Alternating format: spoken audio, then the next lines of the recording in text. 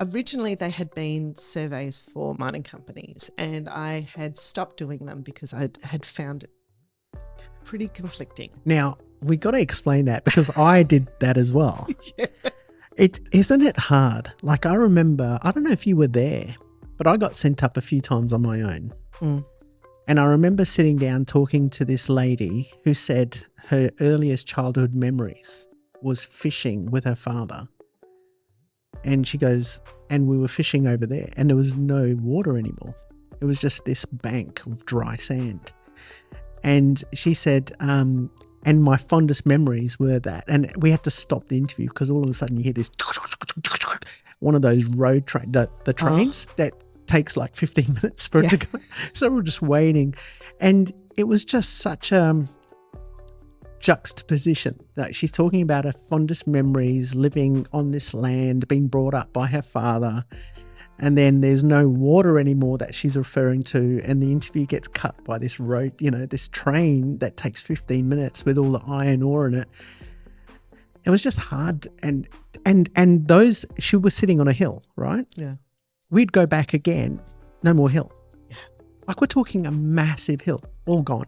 Yeah. Within a period of 2 months. Yeah. No more hill, nothing. And all their memories of growing up on this land. It's not that the memories aren't there. The land's not there anymore. Yeah.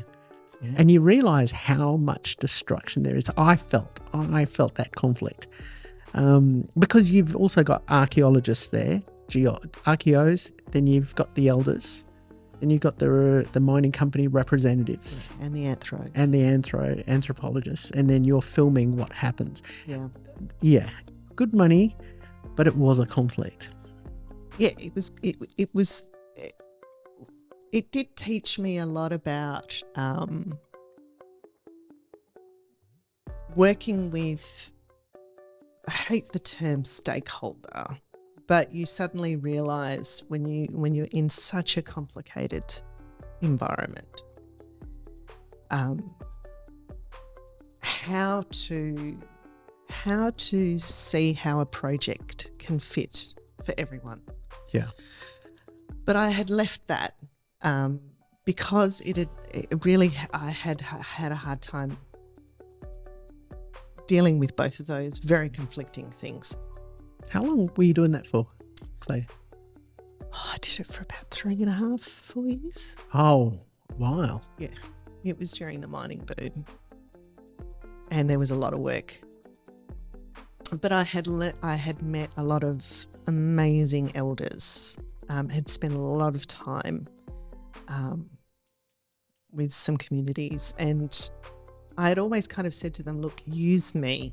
I'm up here. Use me for archival purposes as well. If there is anything else that you want to say, that you want to do, because this is your footage. You own it. Empathy here, right?